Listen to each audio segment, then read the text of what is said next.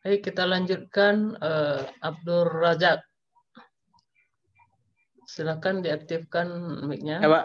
Ya, silakan Abdul Razak mau menyampaikan apa?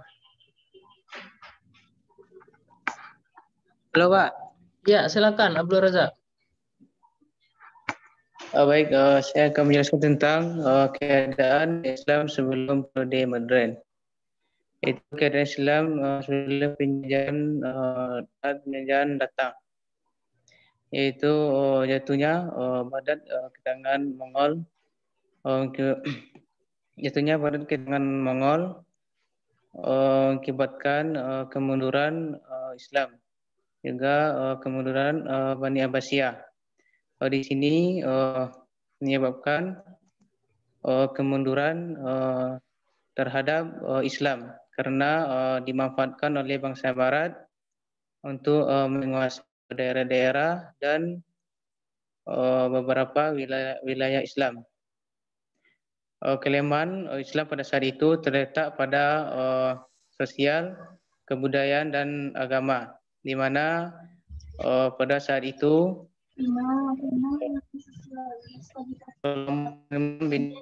dan menemukan oleh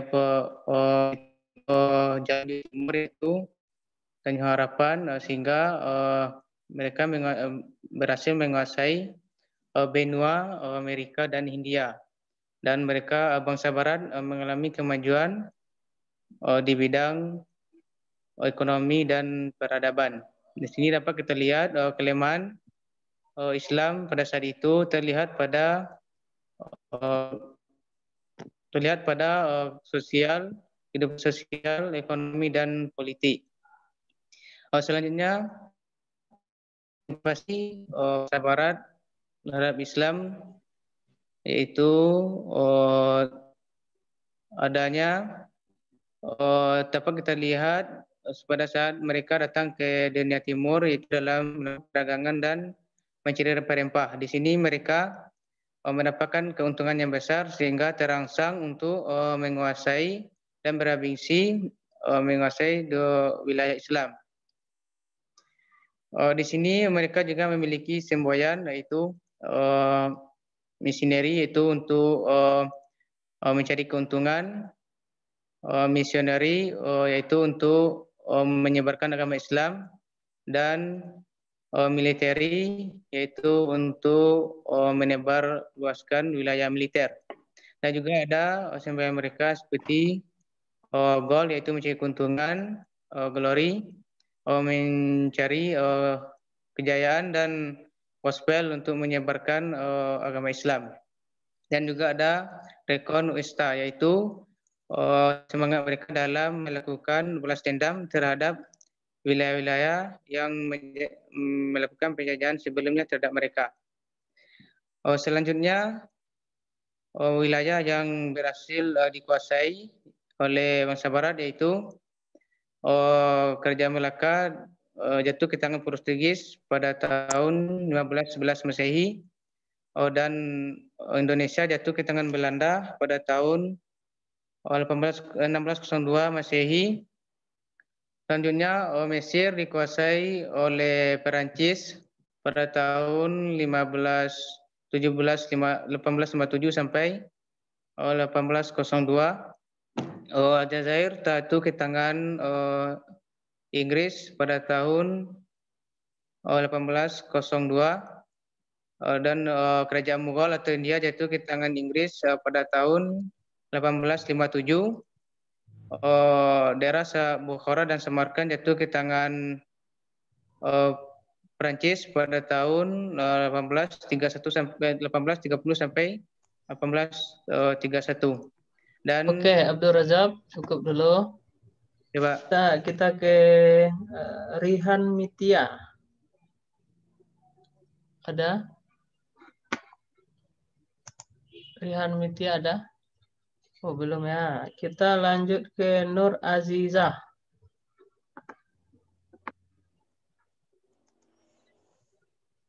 Ada Nur Azizah? Oke, juga belum. Kita lanjut ke Putrianingsi. Baik Pak, saya Pak. Ya, silakan.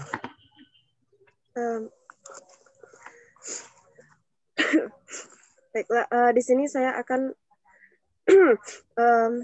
menjelaskan tentang sejarah keadaan Islam sebelum sebelum periode modern. Yang mana keadaan dunia Islam sebelum periode modern, yang mana jatuhnya jatuhnya Baghdad pada tahun 1258 Masehi ke tangan Mongol.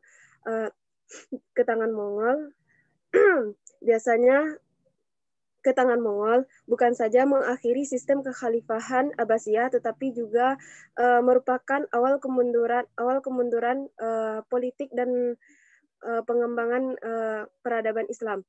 Begitu juga dengan ilmu pengetahuan saat itu di bumi hanguskan oleh pasukan Mongol yang dipimpin oleh Hulagu Khan. Dengan demikian dapat dikatakan bahwa umat Islam atau kelemahan umat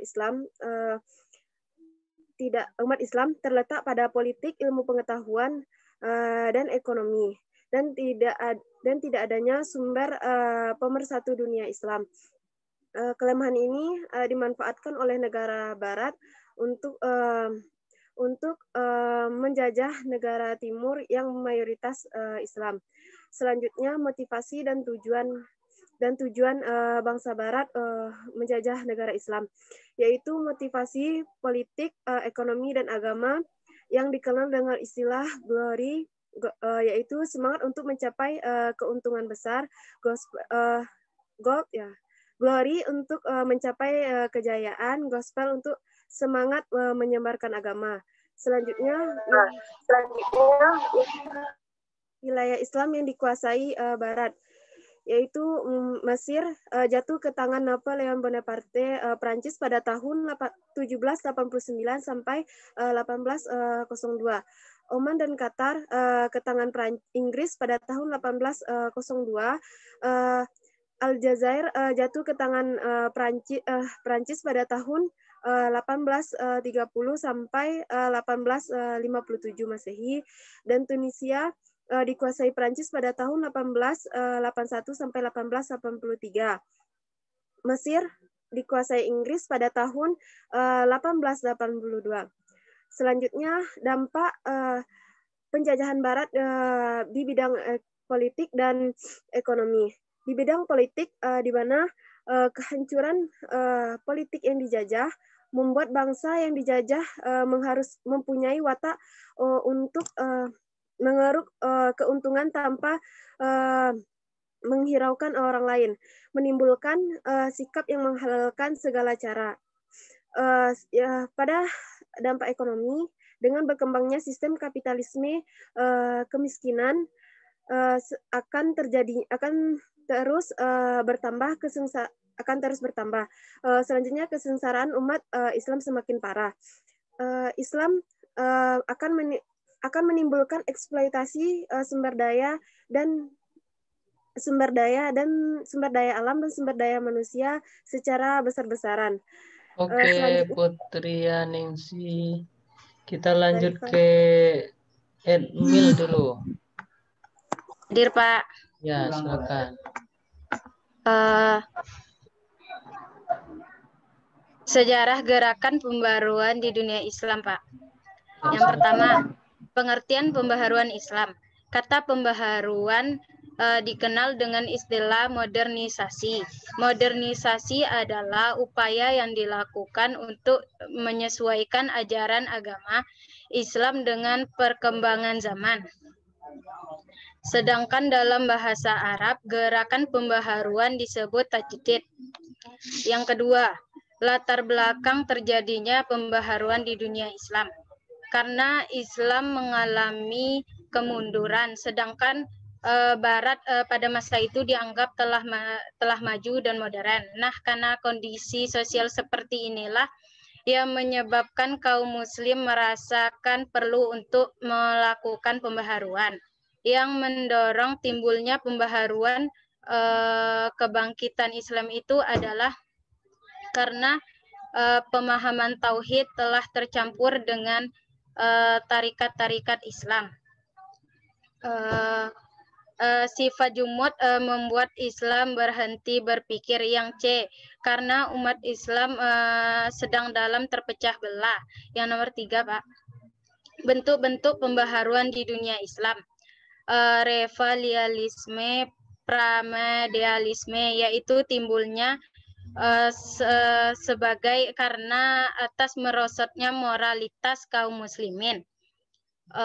Yang kedua, modernisasi klasik, yaitu pembaharuan lembaga pendidikan. Yang ketiga, revialisme pasca modernisasi, yaitu mempunyai corak yang lebih modern. Yang keempat, neomodernisasi, masih dalam tahap pencarian, Pak. Yang keempat, contoh-contoh bentuk pembaharuan di dunia Islam. Pengembangan ilmu tauhid, yaitu ilmu-ilmu yang mempelajari tentang ketuhanan. Yang kedua, hanya firman Allah dan sunnah Rasulullah yang patut dijadikan dalil agama Islam. Yang ketiga, memusnahkan segala perbuatan yang berbentuk syirik, khurafah, dan tahayul. Yang ketiga, mendirikan kerajaan dengan menjadikan Nabi sebagai mazhab resmi negara. Yang kelima, tokoh-tokoh yang berjasa, yaitu yang pertama Muhammad bin Abdul Wahab, yaitu pendiri gerakan Nabi. Yang kedua, Jamaluddin Al-Afghani, yaitu pendiri perkumpulan Al-Urwah Al-Musqah. Yang C, Muhammad Abduh, yaitu dia menuliskan artikel. Yang D, Rashid Rudo, yaitu memperbarui sistem pendidikan dan pengajaran. Yang E, Muhammad Ali Jinnah, yaitu pendiri Pakistan atau pelopor negara Pakistan. Yang F, Said Ahmad Khan, yaitu melakukan asimilasi antara kaum muslim dan kebudayaan Inggris. Oke, admin. Kita ke Wilda dulu. Hadir, Pak. Ya, silakan Wilda. Bismillahirrahmanirrahim. Assalamualaikum warahmatullahi wabarakatuh. Waalaikumsalam. Sejarah, baiklah saya akan membacakan tentang sejarah pembaharuan Islam di India. Latar belakang pembaharuan Islam di India, yang pertama, ajaran Islam sudah bercampur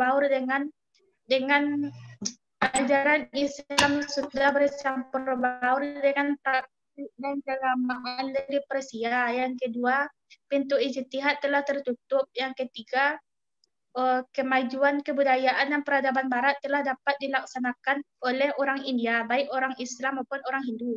Yang keempat, kesemena-menaan pemerintahan Inggris. Yang kelima, kekacauan pemerintahan Mughal dan para amirnya. Yang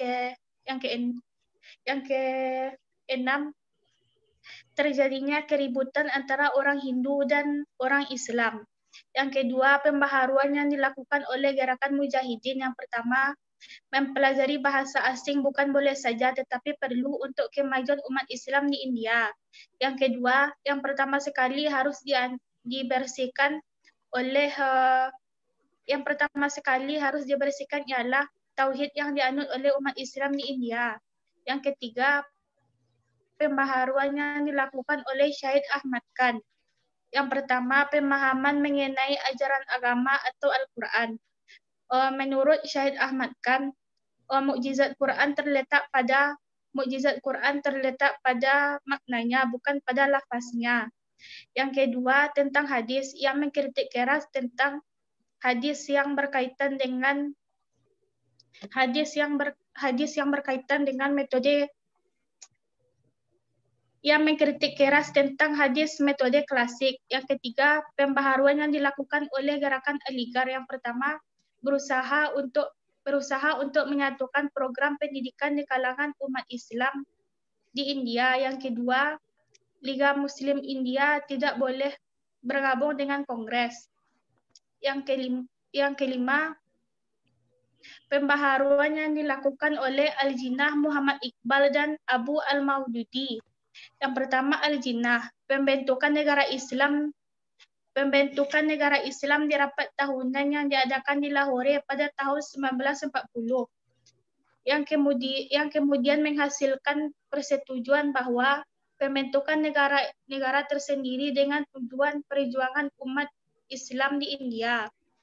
Yang kedua, menurut Muhammad Iqbal, kebekuan dalam pemikiran umat Islam, hukum Islam telah bersifat statis, tapi menurutnya belum bersifat statis. Yang ketiga, yang kedua, Wilda, cukup dulu ya. Kita ke Nur Azizah.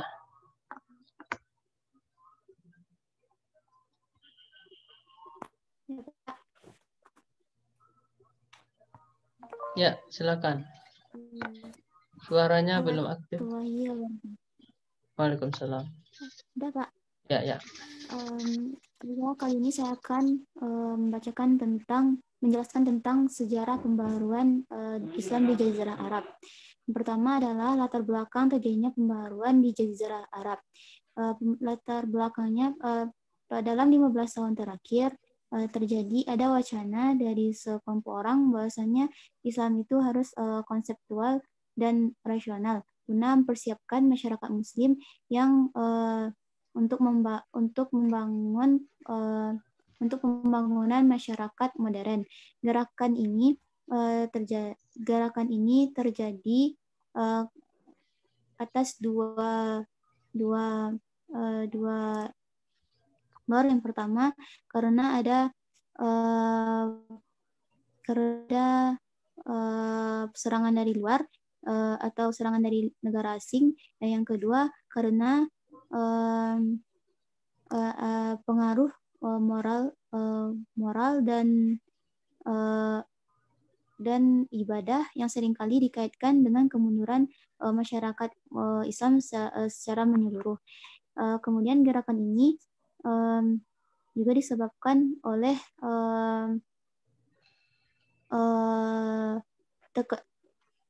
terkontaminasinya aliran Islam dari tradisi luar.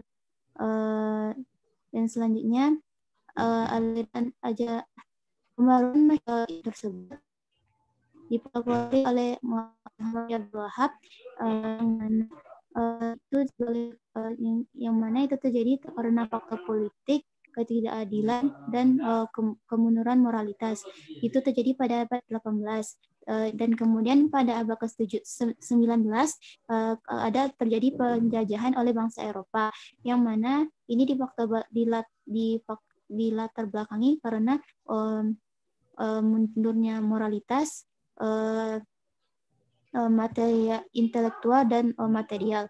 Dan selanjutnya pada abad ke-20 bahwasanya ini terjadi karena faktor pembaruan ini terjadi karena faktor kurangnya moralitas dan spiritual. Selanjutnya bentuk-bentuk pembaruan.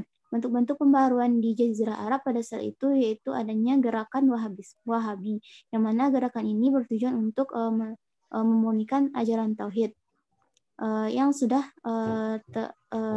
tidak murni lagi karena tercampur dengan ajaran yang bid'ah, khurafat, dan tahayul. Ya, Bu. Selanjutnya Oke, Nur Azizah. Kita ke siapa dulu? Rihan.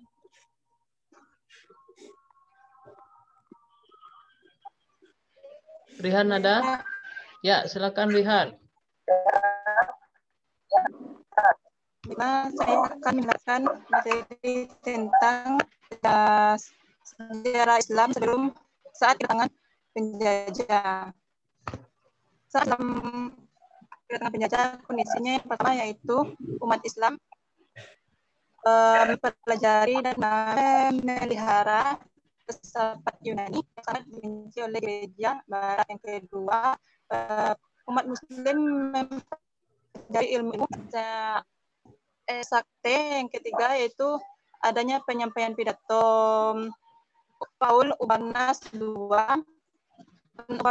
yang mengingatkan dan salib dan perebutan negara Palestina. Keempat itu adanya kemerosotan internal yang diakibatkan yang pertama adanya pertarungan antara kaum Khawarij, Syiah dan Sunni. Yang kedua itu adanya pertarungan antara ras Turki, Persia dan Mesir. Yang ketiga yaitu adanya pertarungan antara mazhab Syafi'i, Hambali dan Hanafi. Berikutnya motivasi mereka budaya Muslim. Yang pertama itu adanya 3M, yang nggak tahu namanya, ya pada intinya itu sama dengan glory, gospel, dan God. Itu mereka ingin mendapat kejayaan. Yang kedua mereka ingin mendapat kejayaan. Yang ketiga mereka ingin mendapat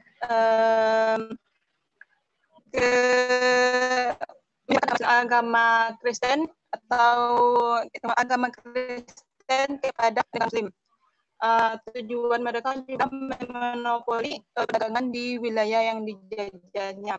Terus ada wilayah yang dikuasainya, wilayah yang dikuasai oleh sangat banyak.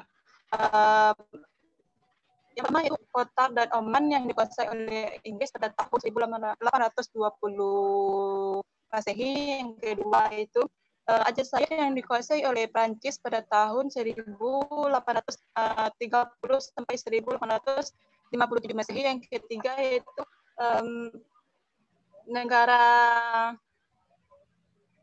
negara Lebanon atau Palestina, termasuk negara Indonesia sendiri dikuasai oleh bangsa Arab. Oke, Rihan. Adapun Rihan, cukup dulu ya. Kita ke Nia Putri.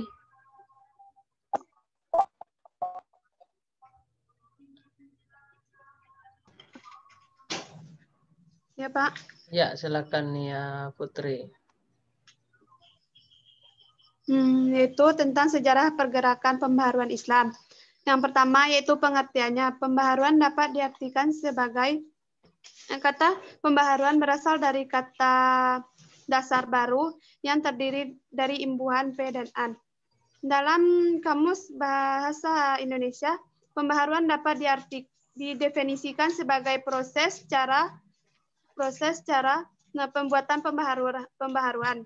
Secara singkatnya, pembaharuan dapat diartikan sebagai suatu untuk membuat sesuatu menjadi baru.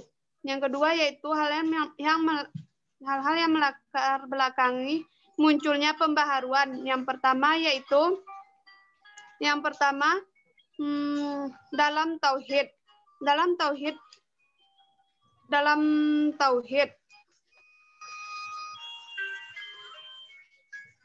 tauhid umat Islam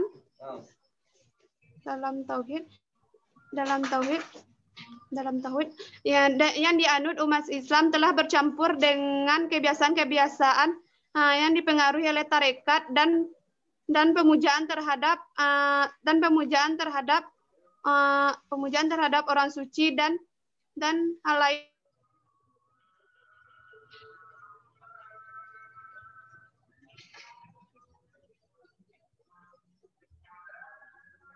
Pikir dan berusaha. Yang terakhir yaitu membuat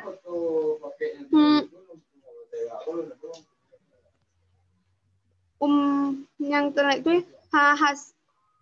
umat Islam terpecah belah.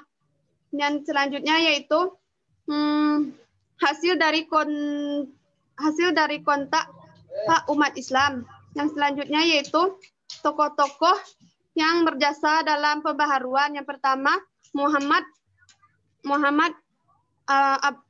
bin Abdul Wahab. Muhammad bin Abdul Wahab diproduksi lahir di Najd, Arab Saudi pada tahun 1703 Masehi dengan pembaharuan gerakan Wahabiyah. Yang kedua yaitu Jamaluddin Al-Afghani. Jamaluddin Al-Afghani lahir di Afghanistan pada tahun 1035 Masehi. Ia pendiri Al-Ukhwan Al-Wuska. Yang ketiga yaitu Muhammad Abduh lahir di Mesir pada tahun 1849 Masehi. Dia melakukan perubahan dengan menulis artikel yang selanjutnya, yaitu Rashid Ridha. Rashid Ridha yaitu Rashid Ridha. Oke, Nia Putri, cukup dulu ya. Kita satu lagi ke Armida. Armida bisa nyambung? Bisa, Pak. Ya, silakan Armida. Bismillahirrahmanirrahim. Tentang gerakan pembaruan Islam di dunia. Gerakan pembaruan Islam di dunia merupakan upaya untuk menyesuaikan ajaran Islam dengan pembaruan baru yang ditimbulkan oleh kemajuan ilmu pengetahuan dan teknologi. Dalam bahasa Arab, gerakan pembaruan biasa disebut dengan tajdid, yaitu tajdid dalam secara harfiah tajdid adalah pembaharuan atau membarukan sesuatu,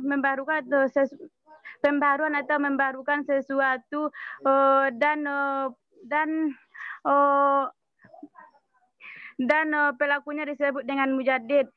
Dengan demikian pembaharuan dalam Islam bukan berarti mengubah, menambahkan atau mengurangi teks Al-Quran dalam hadis, melainkan hanya sebagai proses untuk menyesuaikan pembahasan atas keduanya. Yang kedua, latar belakang terjadinya gerakan pembaruan dunia Islam. Yang pertama yaitu faktor internal. Yang pertama yaitu kebutuhan umat Islam yang membutuhkan satu sistem pembelajaran yang betul-betul bisa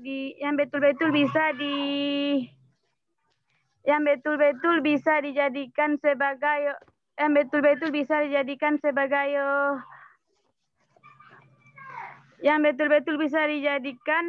rujukan dalam rangkaian dalam menerapkan Islam yang berkualitas dan beriman dan bertakwa kepada Allah Subhanahu wa taala. Yang kedua, agama Islam melalui ajaran melalui Al-Qur'an dan hadis mengatakan banyak menyuruh untuk membaca, menulis dan menganalisis sesuatu untuk kemudian bisa diterapkan. Yang ketiga adanya kesadaran sebagai para ulama dan tokoh-tokoh umat Islam akan ketertinggalan bangsa Arab dan mereka ingin memperbaharui nasibnya. Selanjutnya faktor eksternal yaitu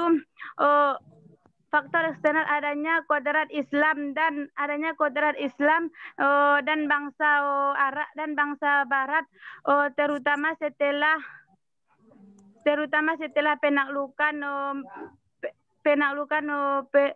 penaklukan Napoleon terhadap Mesir. Oke, Armida, Yusma, cukup ya. Baik, selesai kita melaksanakan ujian tengah semester pada sore hari ini untuk lokal PAI 3A. Mudah-mudahan usaha yang kalian lakukan ini berbuah yang baik. Begitu juga Bapak memberi semangat. Bapak yakin kalian butuh semangat, kalian butuh ketabahan, dan tidak mudah untuk jadi orang yang berhasil. Inilah tahapnya. Jadi orang-orang berhasil itu tidak enak-enak juga dahulunya, pasti lebih susah. Bahkan mungkin dibanding anak-anak Pak hari ini, mereka lebih susah. Begitu juga termasuk saya ini biasa saja menurut saya dalam konteks ada yang jaringannya tidak dapat, ada yang lampu mati, ada yang mencari keluar, itu dalam konteks usaha itu biasa. Yakinlah dengan ayat Allah, fa innama al usri yusra, innama al usri yusra. Artinya di balik kesulitan yang dilakukan itu pasti terukir keindahan. Keindahan itu sedikit lagi kalian capai. Jadi jangan putus semangat, tetap semangat, jaga kesehatan, jaga kekuatan, makan, jangan lupa walaupun ujian banyak hari ini, tapi jangan lupa makan dan vitaminnya. Baik, kita akhiri diskusi kita atau ujian kita hari ini dengan sama-sama membacakan hamdalah. Alhamdulillahirrahmanirrahim. Assalamualaikum warahmatullahi wabarakatuh. Waalaikumsalam warahmatullahi wabarakatuh.